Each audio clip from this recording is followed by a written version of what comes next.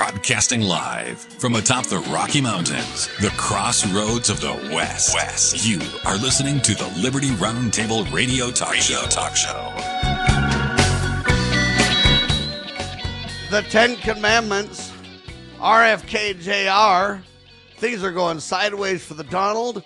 Wacky weather in March. Should voter ID be mandatory? Hey, welcome to the broadcast, ladies and gentlemen. I'm Sam Bushman. I've got my dear friend James Edwards with me. He talks about race, politics, and hypocrisy in the 21st century America. ThePoliticalCesspool.org. Welcome back to the show, James. Sam, I know we have to make haste in this new expedited format. Thank you for having me. You have whetted my appetite with all of those topics as well as the ones you sent to me pre-show, so let's sink our teeth into them. I'm ready to go. Let's do it, my friend. Thank you. So President Trump, the United States has been informed by most of our allies that they don't want to get involved in the military operation against Iran in the Middle East. This, he says, despite the fact that almost every country strongly agrees with what we're doing and that Iran can't have a nuke under any circumstances whatsoever. The U.S. president offered his critique after raising calls for the international community to help straighten out the Straits of Hormuz. They say attacks have basically slowed traffic through that very narrow part of the sea. And U.S. Central Command has reported that, hey, the U.S. Central Command has flown more than 6,500 combat missions, striking thousands, over 7,000 Iran military targets. Now, I want to just stop there and say, I don't know how to deal with this because, you know what? Trump, on one hand, says, hey, everybody's for this war, but yet nobody will help him with the war. Trump says everybody's for the war, but now some of his top people are resigning or having a problem. MAGA's fractured. Trump literally running around the country saying he can do whatever he wants without any accountability or repercussions. You say, what do you mean, Sam? Well, we've got regime change now in Iran.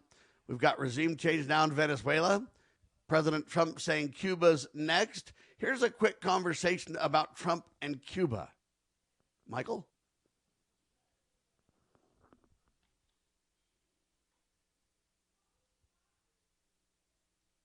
All right, well, we're getting this video together. Here it is. A fantastic person who's Cuban and made a fortune in sugar. You know, Fanjul family, right? And this family wants to go back to Cuba to visit it. They haven't been back in like 50 years or something. They largely come from Cuba. And we'll see what happens. They were asking me about that. They want to go back. Not only Fanjul, a lot of Cubans have said, oh boy, would they love to go back. I think Cuba, I don't know, in its own way, if tourism and everything else, it's a beautiful island, great weather. They're not in a hurricane zone, which is nice for a change, They won't be asking us for money for hurricanes every week. But I think Cuba's the end. All my life I've been hearing about the United States and Cuba. When will the United States do it? I do believe I'll be having the honor of taking Cuba. That'd be good. That's a big honor. Taking Cuba.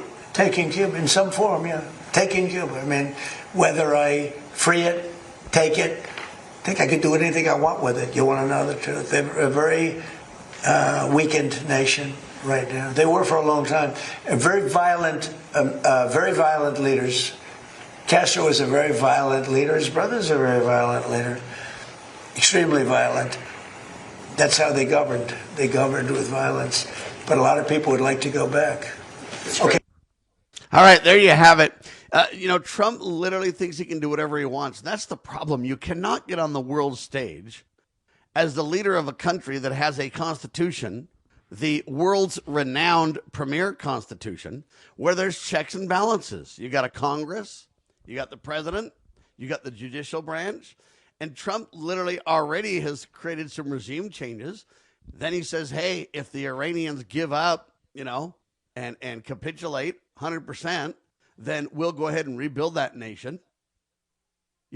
You got Mike Johnson going, whoa, whoa, whoa, we don't want to rebuild nations. Now you've got other leaders deciding that they're not wanting to back what Trump's doing there. This guy named Joe Kent, director of the National Counterterrorism Center, is a decorated Green Beret. He says, I can't take it anymore, and he resigns. This is just bad news, folks. Are we in a war that we can never get out of? That's really the question. Are we in a war that, hey, we've now committed our troops to? We've got 50,000 plus people over there already. 3 carriers or aircraft carriers or whatever. We're spending money on musicians like it's going out of style, and no one's going to support us internationally. Now leaders of the United States are quitting and arguing over this. You got a big battle between Ted Cruz and Tucker Carlson, a battle between Megyn Kelly and some other Mark Levin and all this kind of stuff. And I mean, MAGA is divided. James Edwards, are we in a situation that Trump cannot back away from now? He's all over the map, that's for sure. Venezuela to kick off the year. Now, this horrific war that repudiates his own stated positions in 2016, 2020, and 2024, and new threats on Cuba. We're going to have a guest as we continue our march around the world on my program, syndicated by this network on Saturday nights. We're going to have a guest from Puerto Rico this weekend, and I'll be asking him about Cuba. But interestingly, with regards to how the world views this war, and again, you have to step away from the bubble of the mainstream controlled establishment press here in the United States to be able to see this thing clearly. But if you go back to 1990 and the original Gulf War, Saddam Hussein, a lot of allies on America's side of the ledger. In the Afghanistan campaign, the war on terror, so-called, far fewer. There was a precipitous decline. It has declined even further now to where it is literally, quite literally, just the United States and Israel, and to varying degrees some of the vassal states in the Gulf, but they're not really doing much, I mean, except getting bombed. So there is a global consensus, and it is standing in against the United States-Israeli axis. And that's something to look at abroad, but even here domestically, support for this war. I saw one poll that Trump was touting, Fox News. They didn't run it, but they reported on it. I think Kim Jong, North Korea must have run this thing, saying 98% of Republicans support this war. It's far fewer than half. And overall, throughout the entire electorate, it's around 20%, 30% maybe. Highly unpopular war. And that is the way things are going to be going. Even amongst young evangelical Christians, there is no support for the Israeli regime. That is a huge difference from where we were even 20 years ago. And you said one thing, and this is very, very important. Joe Kent, the director of the National Intelligence Counterterrorism Center, this is what he wrote in his resignation letter this week. President Trump, after much reflection, I have decided to resign from my position as director of the National Counterterrorism Center, effective today. I cannot in good conscience support the ongoing war in Iran. Iran has posed no imminent threat to our nation, and it is clear that we started this war due to pressure from Israel and its powerful American lobby. I support the values and the foreign policies you campaigned on in 16, 20, and 24. I just mentioned that. Which you enacted in your first term. Until June of 25, you understood that the wars in the Middle East were a trap robbed America of the precious lives of our patriots and depleted the wealth and prosperity of our nation. And then I'll skip to the bottom. This is very important because this is not some Antifa left-wing guy who's resigning over this. Joe Kent writes in conclusion, as a veteran who deployed to combat 11 times and as a Gold Star husband who lost my beloved wife in a manufactured war by Israel, I cannot support sending the next generation off to fight and die in a war that serves no benefit to the American people nor justifies the cost of American lives. I pray that you will reflect upon what you are doing in Iran and who you are doing it for. The time for bold action is now. You can reverse course and chart a new path for our nation, or you can allow us to slip further towards decline and chaos. You hold the cards. It was an honor to serve in your administration. Powerful letter. And you know what Donald Trump's response is? If you don't think Iran's a threat, we don't want people like you. Goodbye. And they've been saying every year for 30 years that Iran was days away from getting nuclear weapons. I've heard it again. Miss Lindsey Graham saying they were 2 weeks away from having 10 nuclear bombs. They'd never had one, but they're going to have 10 in 2 weeks, don't you know? And Netanyahu's been saying that since the early 90s, and it never happened. It wasn't going to happen here now either.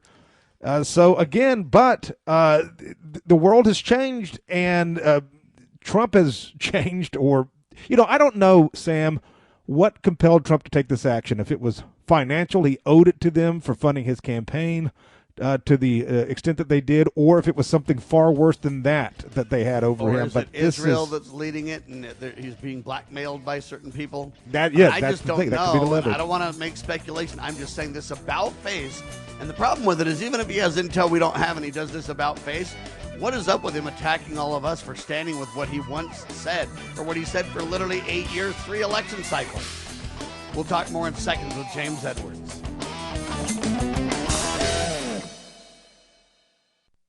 Why don't we say to the government writ large that they have to spend a little bit less?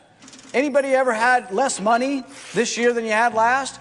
Anybody ever having a 1% pay cut? You deal with it. That's what government needs, a 1% pay cut. If you take a 1% pay cut across the board, you have more than enough money to actually pay for the disaster relief. But nobody's going to do that because they're fiscally irresponsible. Who are they? Republicans. Who are they? Democrats. Who are they? Virtually the whole body is careless and reckless with your money. So the money will not be offset by cuts anywhere. The money will be added to the debt, and there will be a day of reckoning. What's the day of reckoning? The day of reckoning may well be the collapse of the stock market. The day of reckoning may be the collapse of the dollar. When it comes, I can't tell you exactly, but I can tell you it has happened repeatedly in history when countries ruin their currency. Introducing Managed IT Services from NPI. We offer top-notch data backup and recovery, email spam protection, and network security tailored to your needs and budget. With 20-plus years of experience in the medical field, our HIPAA-certified consultants know what it takes to protect sensitive information. Don't settle for less. Give us a call at 801-706-6980 and experience the difference with Managed IT Services. Remember, your IT support should be fast, efficient, and reliable. Introducing PrepStartsNow.com, your ultimate guide to readiness and peace of mind. We offer practical preparedness tools, training, and education to take your family's household readiness to the next level. Browse the prep shop for essential products, check out our planning guides, and stay informed with our prep blog. Visit PrepStartsNow.com and subscribe to our emails for exclusive offers, new products, and future events. Remember, preparedness begins with PrepStartsNow.com. All right, one more point on this, ladies and gentlemen. Donald Trump says, hey, nobody will help us in this war, despite the fact that almost every country strongly agrees with what we're doing. How strongly if they won't participate? Actions are louder than words, baby. So all I'm telling you is I don't know about that.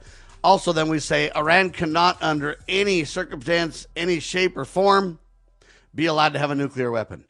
Again, who makes us God? We have a nuclear weapon. Israel has nuclear weapons. China does. Russia does. What North Korea does. But yet, hey, we're going to say, no, for Iran. They can't have one. Where do we get that kind of authority to decide who the haves and have-nots are? You say, well, Sam, they're the greatest terrorist nation in the world, this Iran. Come on. No, they're backed by communist China and Russia, folks. You think they can make their stand on their own? And if they're backed by China and Russia, don't we fund China to the tunes of billions of dollars every month in a trade deficit, building China's military and Iran's military? And now didn't we just capitulate and say, yeah, go ahead and buy oil from Russia? I mean, at some point, we can't pretend there's not accountability on our part either, James. We can't. Exactly. And, of course, I wish we lived in a world where no one had nuclear weapons, including us, including everybody. But as you say, I do wish we had nuclear power plants, though. Well, that's for sure. That's okay. That's a different thing. If we could do that without applying it to global killers, that would be wonderful.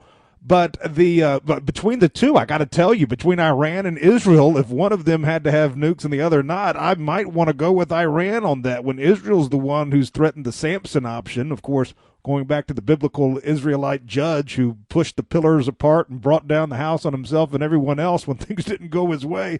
They've threatened to do that should they ever come up against something that's going to put them out of business. China's threatened the nuclear option against the United States multiple times. Now, they mean that financially, but again, the problem is if we were just dealing with a bad actor like Iran, that would be one thing. But what we're dealing with is a bad actor like Iran that has been in place since, 1949 or whatever else, or 53 or whatever number you want to use. And they've been backed by Russia and China and everything else the whole time. They wouldn't be on the brink of a nuclear weapon every second if it weren't so. And then when we fight China as we do, it's hard for me to say we're not directly involved as well. Most of the ally countries that we have are involved in banking pursuits that allow the Iranians to trade and do whatever they do to get a big war chest to keep this up as well. So we can't just say, they're doing this on their own. They're an isolated threat. It's not true at all, James. Well, Sam, do you know, this is a trivial knowledge. I just had to look it up, and I'm a little surprised. Do you know the total roster of nations who possess nuclear weapons? Now, Russia and the United States together possess nearly 90% are owned by Russia and the United States, but the others are China, as you mentioned, and then it gets interesting. North Korea, as you mentioned, Israel, of course, okay. Then France and the UK, all right, that's understandable. But then India, Pakistan. So it's Russia, United States, China, France, the UK, India, Pakistan, Israel, and North Korea. Those are the 9. And, India, they're going to then say, hey, you guys can't get one. We all have one. And what percent of the population does that represent, by the way, James? India doesn't even have plumbing. They don't even have working. They their rivers or their sewage system. They have nukes. So I don't know. North Korea is similar, but you look at all that, and what percent of the world is it? You take China and Russia, and all these nations, United States. You're talking 90% of the world, James. No, it is in terms of land mass and population. Once you add India, especially, in terms of population. And I don't want nuclear proliferation. I don't want, Nigeria and all these, backwards, sub-Saharan African countries who are always at war. They nuke each other and the first time they got upset, But so it's not a good thing. But it is interesting, the haves and the have-nots in this particular question. I don't even know what to think about this, though. So we're just going to say Iran can't have one. I just want to know who can have one and who can't, James, in the world.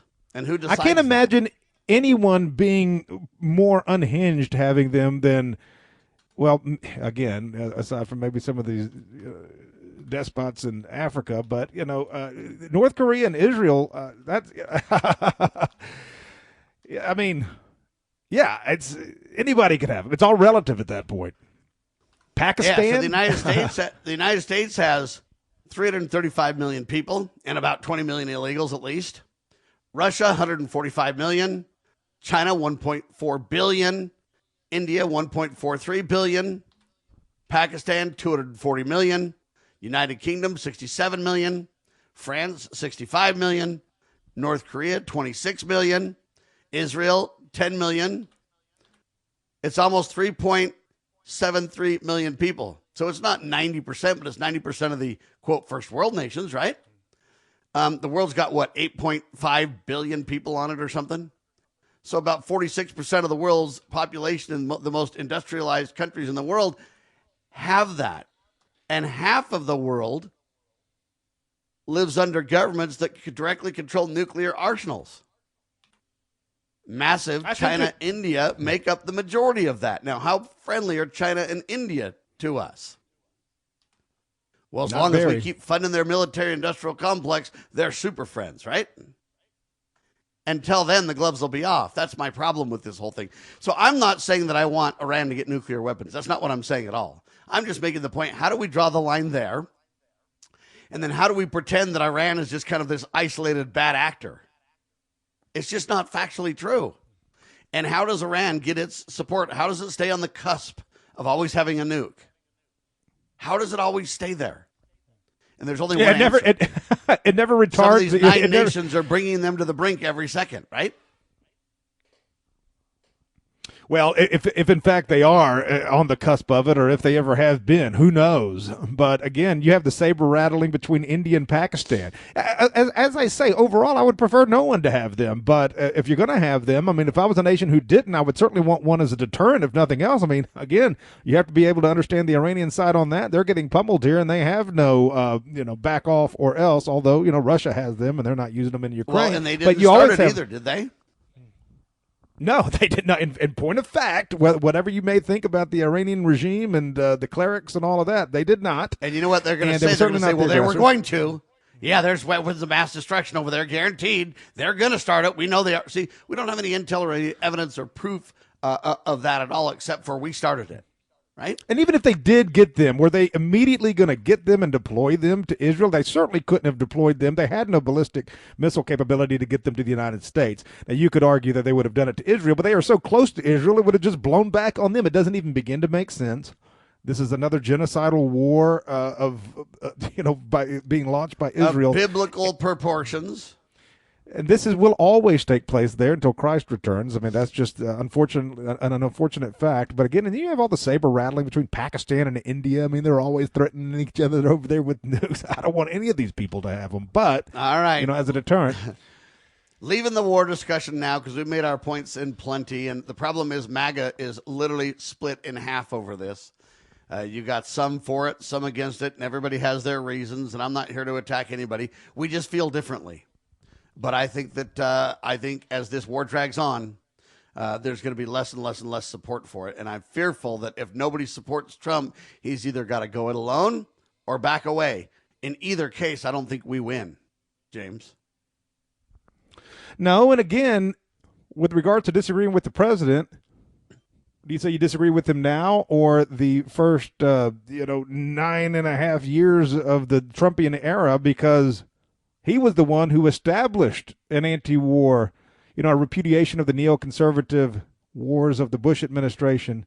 And, prior to that, as being one of the fundamental tenets of being MAGA. And then all of a sudden, here on a dime within the last 2 months, he said, no, to be MAGA is to go back into the Middle East and engage in these unnecessary wars and these forever wars. But it's not just the Middle East, though. We've created a regime change in Venezuela, and we're working on Cuba.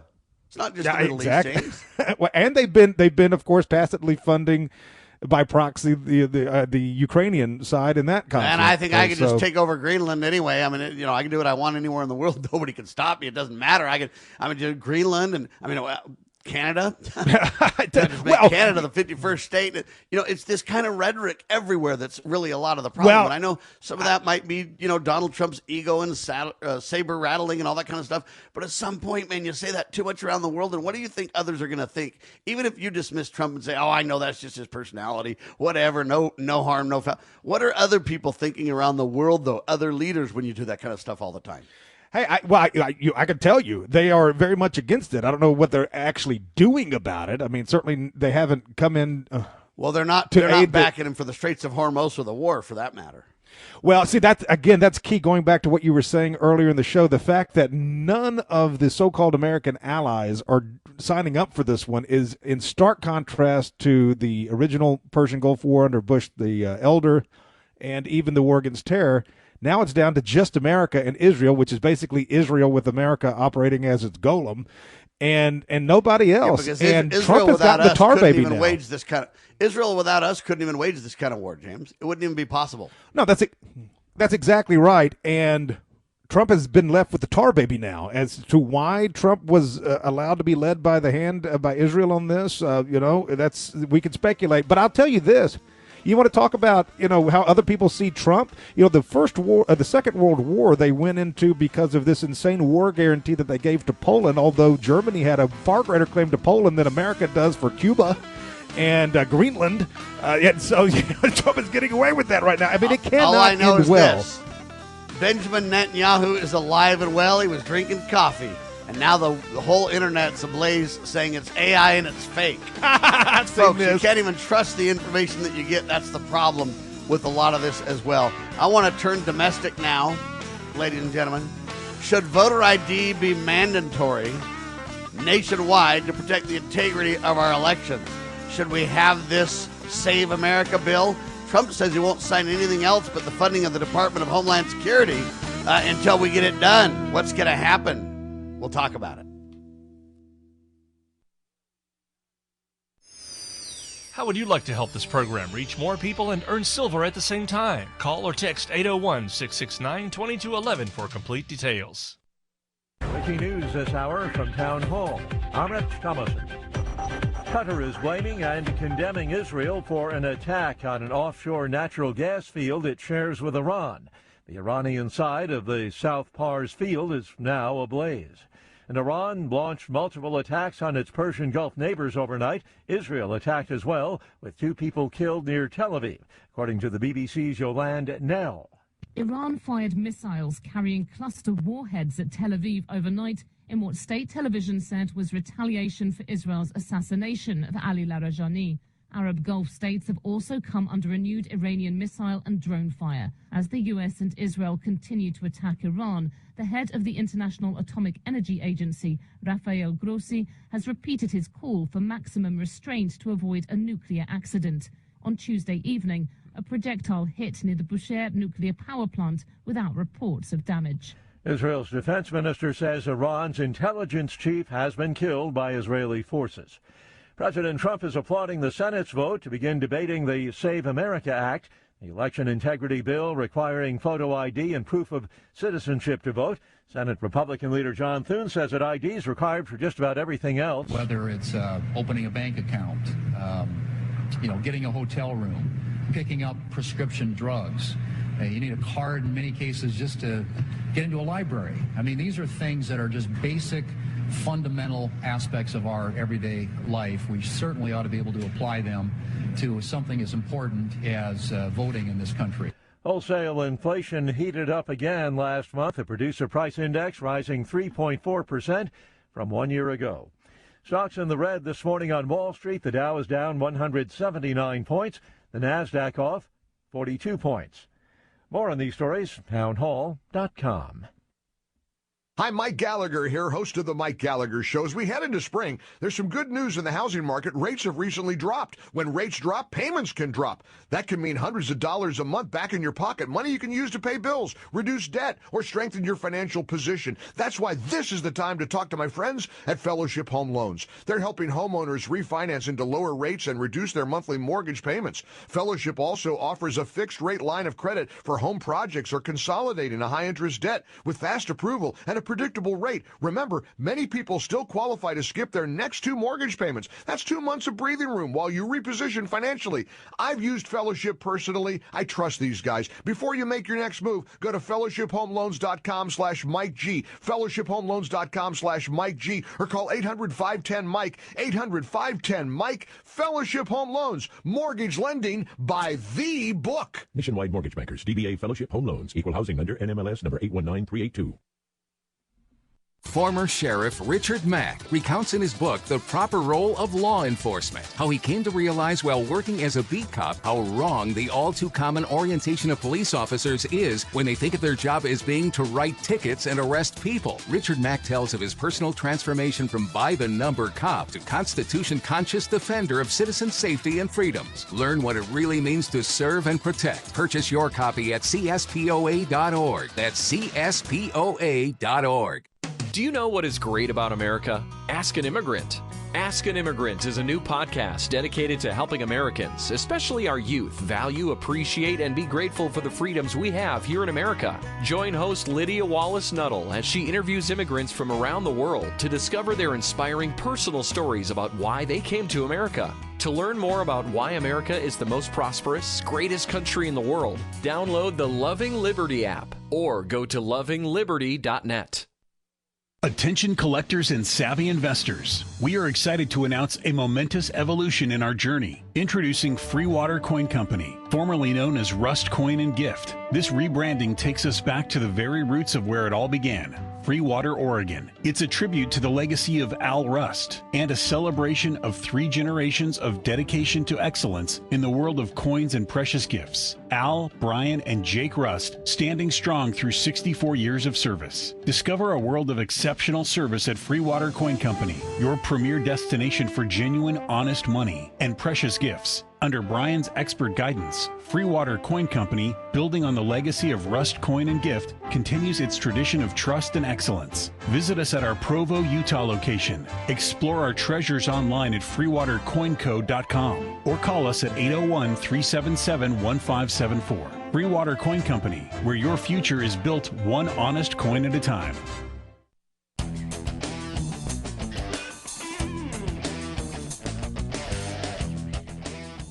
All right, ladies and gentlemen, it's James Edwards, thepoliticalcesspool.org, for his award-winning broadcast every Saturday night live or on demand at your convenience, thepoliticalcesspool.org. And so I'm basically asking the question now, should voter ID be mandatory nationwide to protect the integrity of our elections? Trump saying, hey, I'm not going to pass any bill except for bringing back the Department of Homeland Security. I think that ought to be shut down, by the way. But anyway, until we get that done, I'm not passing anything, citing anything else until we get the SAVE Act done. He's that pushy on it, knowing that they don't have the 60 votes they need to get it done anyway in the Senate, but it's all the rage. I think they're just stuck on stupid. That's my humble opinion, to which I'm entitled, because I don't think they're going to get it passed. James, what do you say? Do we have to have this? Let me say this about Trump and trying to assess him on a balance with regards to the issue you're bringing up. And I had a feature in the American Free Press that just went out, and I interviewed 10 different people who had supported Trump, and but was asking them their opinion on Trump through the lens of this war. And it was just an absolute evisceration of Trump. I mean, it was brutal. And so I'm following up with that, but deservingly so when you're just focusing on that issue of Iran. And as big of an issue as Iran is, it is still just one issue, and there are more. So I'm doing another follow-up with another guest in this newspaper, asking him questions like, of course, are we better off with the current administration than someone like Abigail Spanberger, who's the governor of Virginia? If you want to look at what the other side would be doing, and I don't think, Sam, that this war would go any differently if the other side were in power. I think the powers that be have their hooks in them, just like they do Trump and the Republicans, as far as and really the point is the president doesn't really run the war. I know he's commander-in-chief, but for the most part, it's the war hawks behind the scenes that do most of the running of the war anyway, right? And all the commander-in-chief might approve this or that or whatever, or get some guidance and some briefings and whatever, but really the military runs the thing, right? Well, see, there you go. And so so the war is bad. He gets an F- from me on this. But if you want to look, I think Virginia is an interesting case study. You've got this radical, and I mean radical, left-wing, anti-Christian, really anti-American governor of Virginia now, Abigail Spanberger, and that's what the country would look like under their leadership. And so, again, Iran's a massive issue to say the least, but it is only one issue.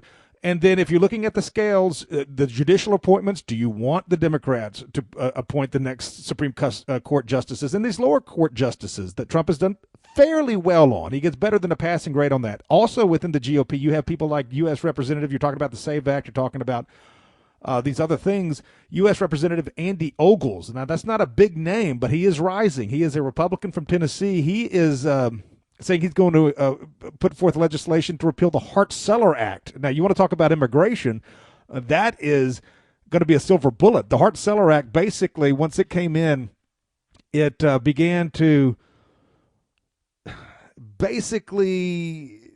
it overhauled the U.S. policy by abolishing the national origins quota system that favored Europeans. So instead of bringing in people as immigrants who were the kind of founding stock that made this nation, people from Europe, it replaced them with people from the third world, and that's who we have favored ever since. And basically, we've been colonized as a result of that. And you've got all this stuff like, why would you, citizenship and voting and having ID and everything wouldn't even be an issue. So you got people like Andy Ogles doing things like that. And with regards to Trump, I've got to say this, and people can be frustrated with the administration, certainly with regards to this war and some of Trump's offhand remarks. I try to keep all this as a commentator, Sam, on a balance because we want to look at the big picture and not just get too carried away. I think I said this the last time I was on with you with the issue du jour, the issue of the day, but the fruits of the administration can continue to be seen on immigration. I'll give you just one thing and toss it back to you. The border is closed. Now, the deportations haven't happened like they were promised. He has not done that to the extent that he said he would, not even close. But the border is closed. The illegal population is declining. And that is huge, and he deserves a ton of credit for that. Let's be very clear. 100%. Student visas were down 36% last year. H-1Bs at the consulates are down 28%. Legal immigration is expected to decline between 33 and 50% more with more policies coming into effect. I'll give you just one. The Trump administration started just now, within the last few days, has started terminating commercial licenses for over 200,000 foreign drivers. That's going to keep our people safer on the roads. So there is some good that has come out of this. That is always mixed in with the bad. You got to take the bitter with the better and do an assessment. But anyway, I probably talked too long in answering a very simple question you asked me. Well, so are you for the SAVE Act? Do you vote yes or no? Are you for it or not? Should voter ID be mandatory nationwide to protect the integrity of our elections is the question. Yes, there's no doubt about that. Now, with the SAVE Act, of course, there's always things attendant with any of these bills that are more than, their top billing. But yes, I mean, of course. I mean, and where is that not taking place? It's certainly not taking place in red states. And I'm saying the answer to that is no. And the reason I say that is because the Constitution is left to the states running their own elections. And at first you say, well, Sam, this is only for national office. I understand, but you give them an inch, they'll take a mile. Pretty soon you'll have federally controlled elections. Do you want a federally controlled election under the likes of Obama or Biden? I don't think so. So that's going to backfire. The answer is going to the local precincts. The answer is knowing your neighbors. The answer is demanding, accountability at that level, and then having, hey, you can have local people and states say we want voter ID. I don't have any problem with proving your citizenship to vote. I have a problem with the feds trying to take it over. It's kind of like the real ID thing we fought for 20 years, and now real ID is a real thing under President Trump. I don't want a real ID. I don't want a federal ID card of any kind. But we've got multiples of them now. You've got your Social Security card. You've got your federal real ID driver's license. Now they want a federal ID voting card. I mean, where is this going to go? We were told even the Social Security wasn't to be used for identification purposes. Now you look at it and go, what the heck is going on? Everybody uses it for identification, even though they promised they wouldn't. And this is the problem that we get into. I don't have any problem proving you're a citizen. It's who you prove it to and where that I'm concerned about. I mean, you make good points. You're looking at it from a slightly different angle than I am. I'm looking at it as, well, if you can force these blue states to require some sort of identification before voting, that couldn't be a bad thing. However, of course, they're just going to flaunt it. I mean, we know how this works. The more things change, the more they stay the same. Blue states would flaunt this and get a circuit court judge to muck it up in the courts, and then nothing would ever happen, and Trump will be gone. I mean, that's typically how it always goes with these things. Yep, so we should be pointing people to the precincts, which has nothing to do with Trump. We should be pointing people to the states, and blue states, don't toe the line. Their voters are going to have to, at some point, decide that it matters. I mean, that's what the constitutional republic is about, and I just think we always think we can force something on the national level, and it always ends up backfiring. That's kind of my problem with it. All right, Republicans are facing pressure over the pro-life messaging now. They were very pro-life under Trump. Trump has been the greatest pro-life president in my lifetime. I give him 100% credit for that, but now Republicans want to back away from this issue during the midterms. And I'm telling you now, some voters and activists, including me, are saying the party's not clearly defending their position on the right to life. And I'm telling you, this is one of the biggest issues. If they back away from that, they're going to get pounded at the midterms, James.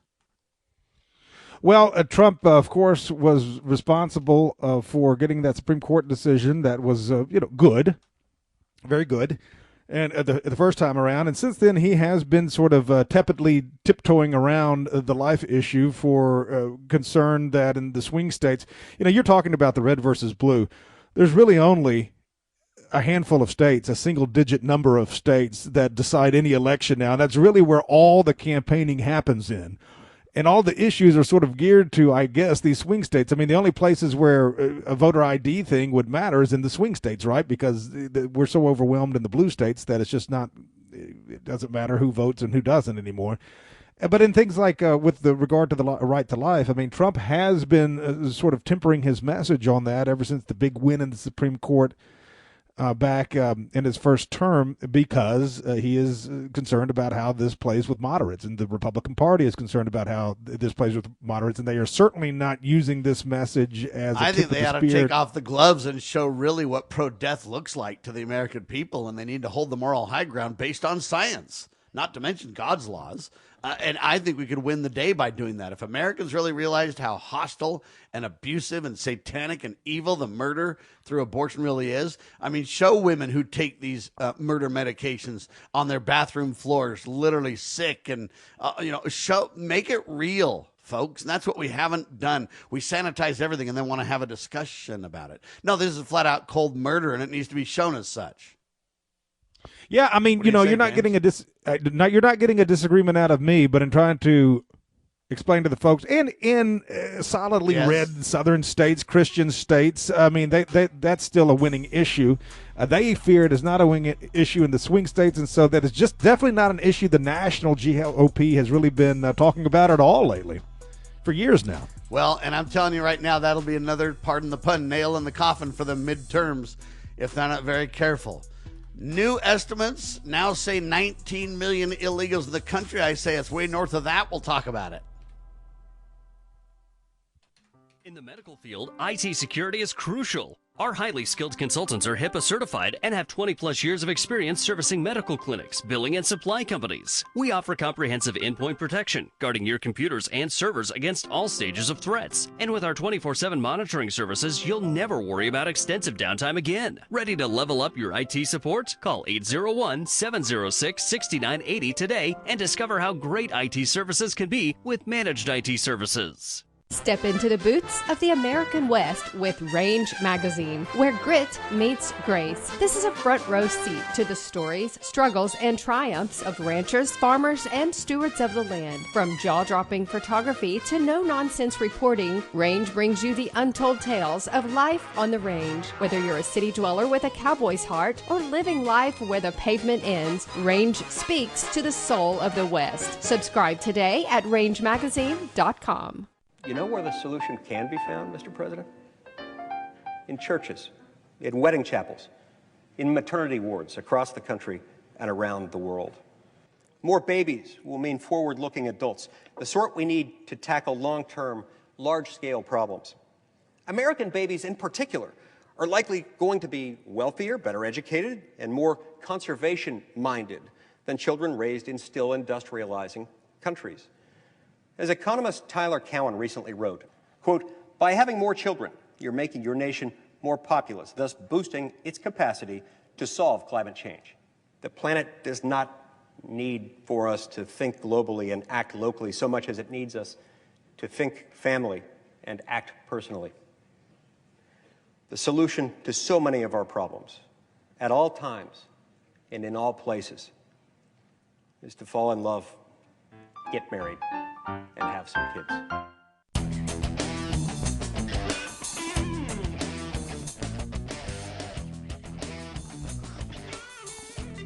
Welcome back, everybody, to Sam Bushman's Liberty Roundtable. James Edwards bringing you back from our final break of the morning to talk about how many illegal aliens are there in the United States. A new estimate suggests that there are 19 million of them now living in the United States. And again, this doesn't account for all of the ones who have previously received past amnesties. These are just, I guess, the newly minted illegal aliens. Now, as of July of 2023, according to the Pew Research Center, there were 14 million illegal aliens.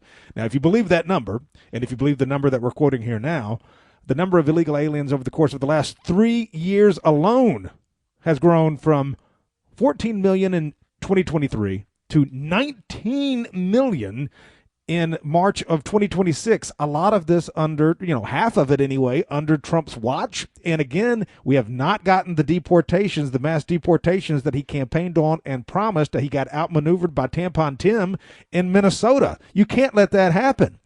And but that is an astonishing number, especially when you factor in the growth in just 3 years from 14 to 19 million. Again, if just taking these numbers at face value, and we are not getting the top dresser's drawer of the world's population. Most of these 19 million obviously originate from Mexico. You know that, but also huge numbers from Central America, Africa, and India. These were not the sort we need or want. And yes, I said it, and yes, everybody knows why. So that's where we're at. Well, on a lot that, of it Sam. has It's to a do bad with, thing. as Trump wisely pointed out, hey, they've dumped their prisons and their, criminal gang members, and they've got rid of the worst of their nations. And, Trump said he's even had discussions with many of these leaders who say, why wouldn't we get rid of the worst and make our country safer and better and cleaner and et cetera, et cetera. And so, I don't really argue with that. And so we're not saying because it's the color of somebody's skin that, hey, they're not wanted or they're an evil person.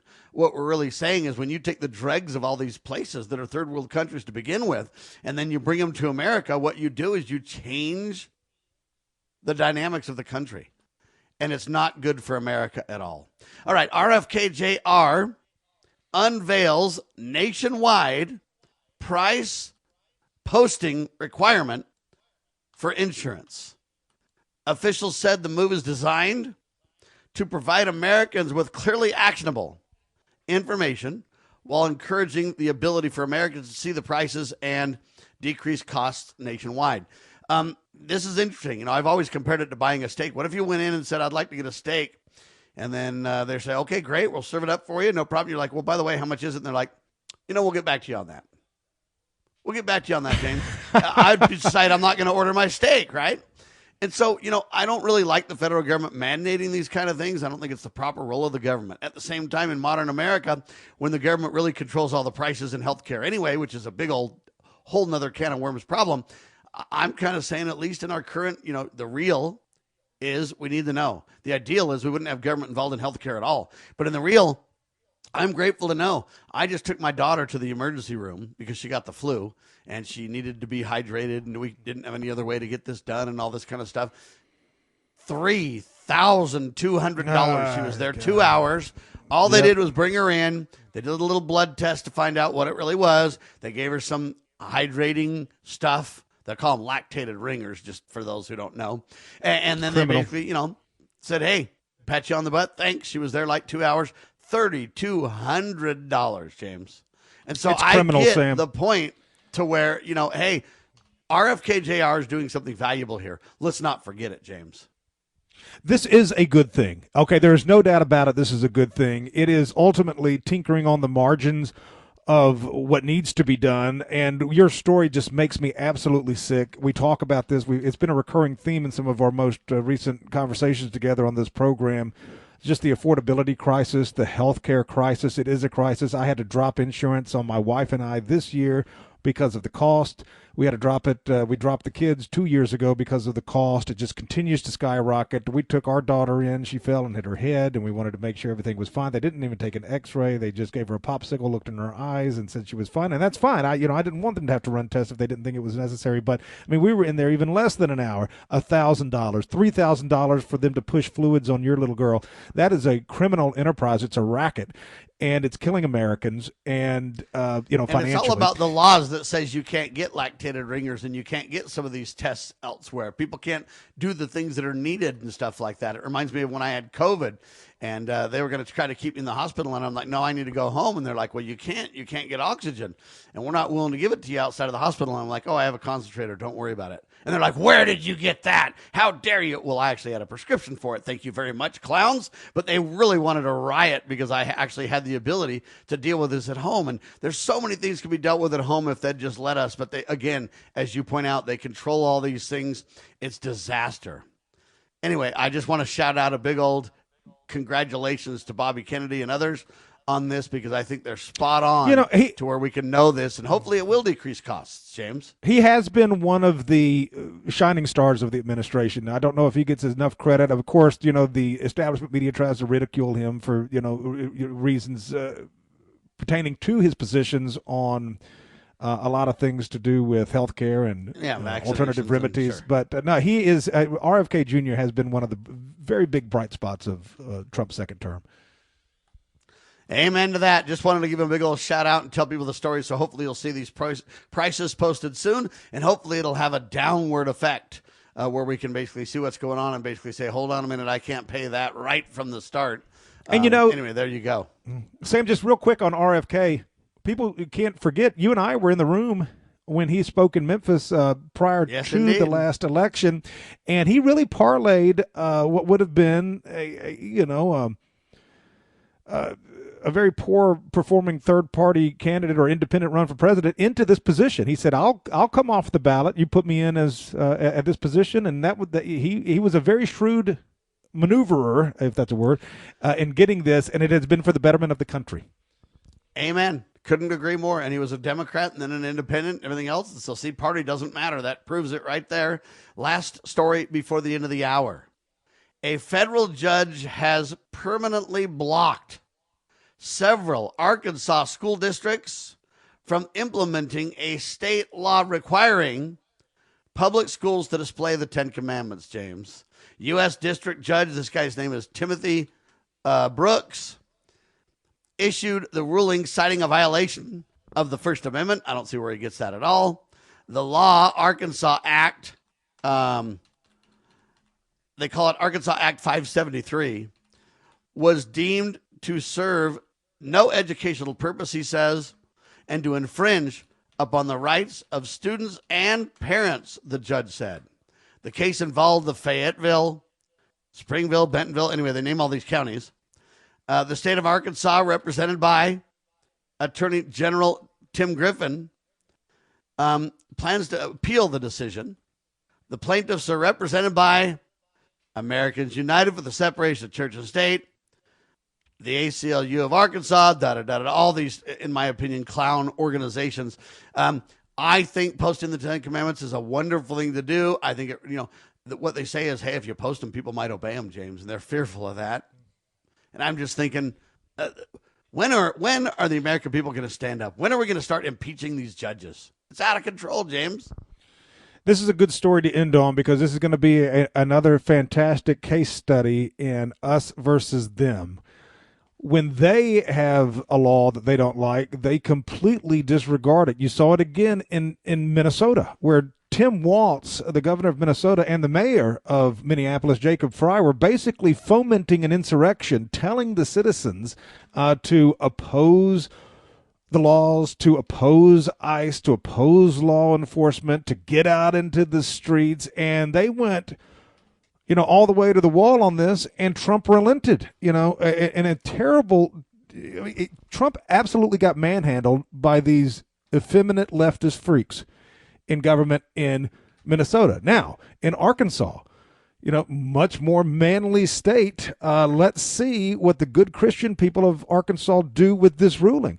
I hate to tell you, Sam, but I see every school district